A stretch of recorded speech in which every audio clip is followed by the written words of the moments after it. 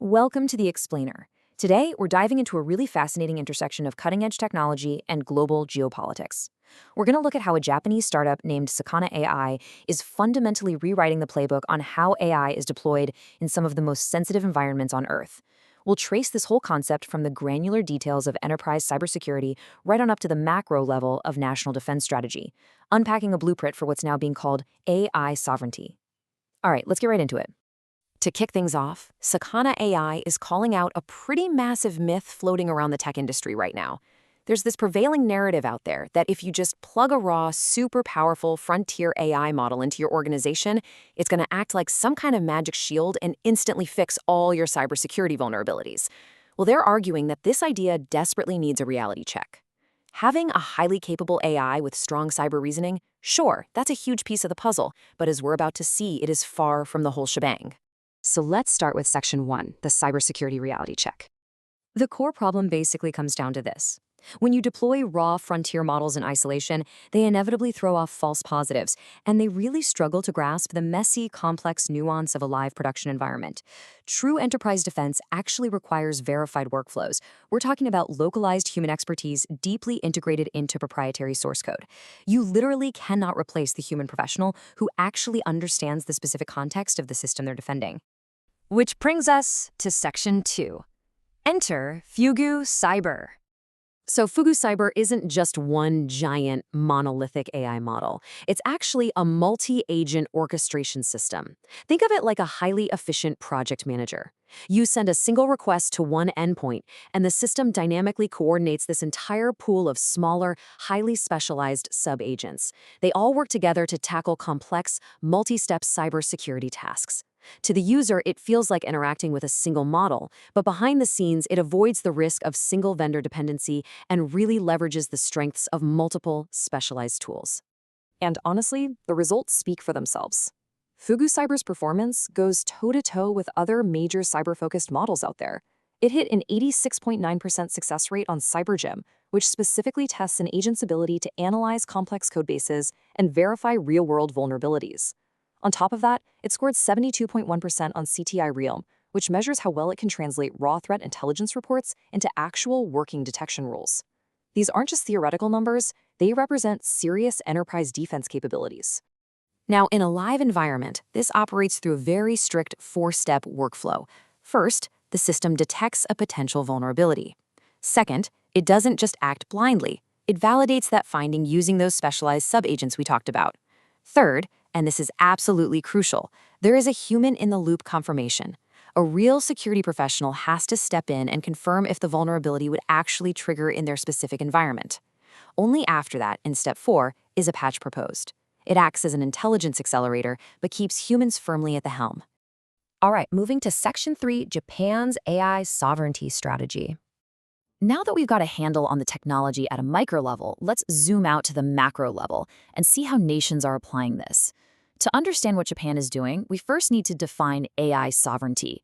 Essentially, it's a geopolitical strategy where a country benefits from the rapid progress of global AI models, but strictly ensures that its critical infrastructure, classified military info, and command and control decision-making all stay securely under domestic control. This whole philosophy is exactly what's driving Japan's recent massive tech investments and domestic data center buildouts. So Japan is actually employing a hybrid strategy to pull this off. The Japanese Ministry of Defense evaluates advanced U.S. AI models for broad, general tasks, think sweeping data analysis. But when it comes to the highly sensitive stuff, like command and control systems or the final integration of classified intelligence, those tasks are exclusively reserved for domestic Japanese AI, running on highly secure servers right there within Japan. It's a brilliant two-tier structure to get the absolute best of global innovation without ever risking state secrets. Let's break down the core objectives of this hybrid defense strategy. First and foremost, the government is prioritizing the prevention of overseas information leaks. Second, they want to avoid getting too reliant on any single foreign vendor. Third, it's been widely reported that Chinese AI models are actively excluded from these defense systems. And finally, the whole strategy leans heavily on leveraging domestic tech companies.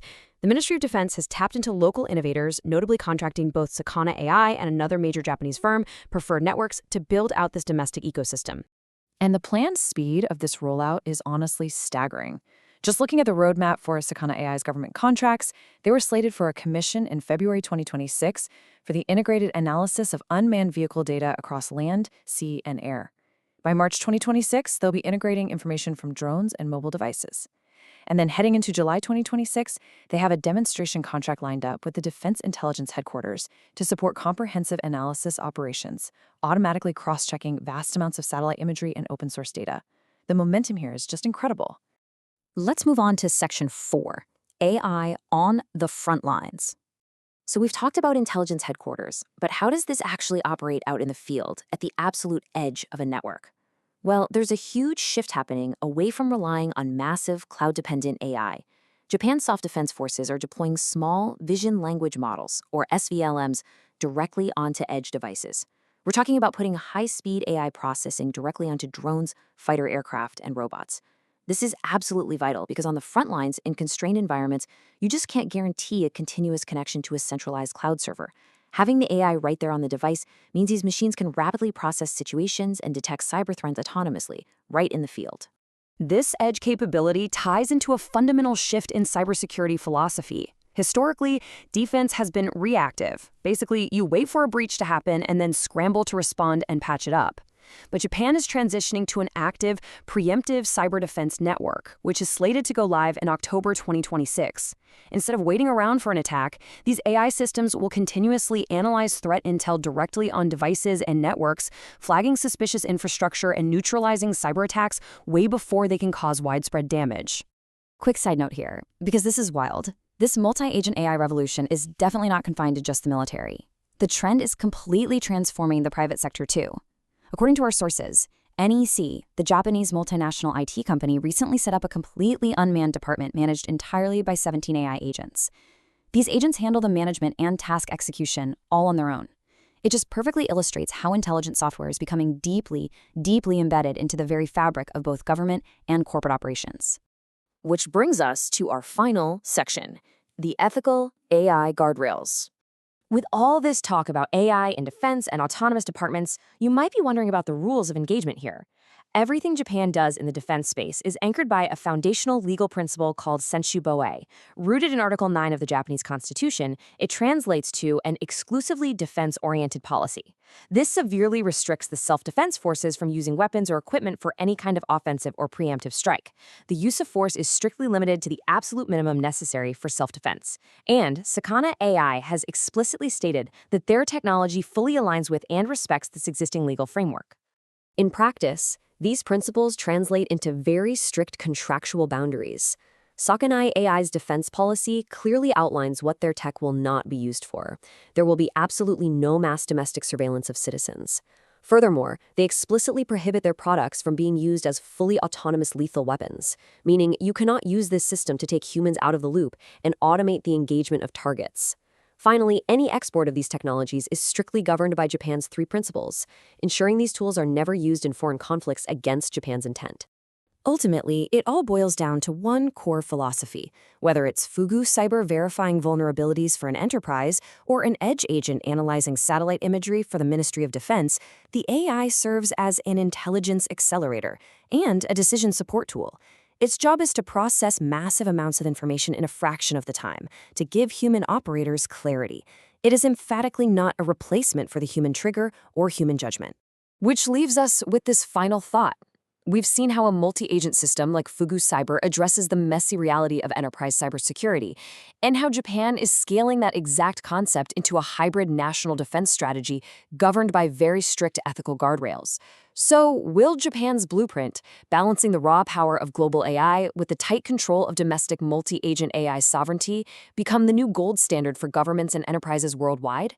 It's a massive question to ponder as we watch this technology evolve. Thank you so much for joining me for this explainer, and keep exploring.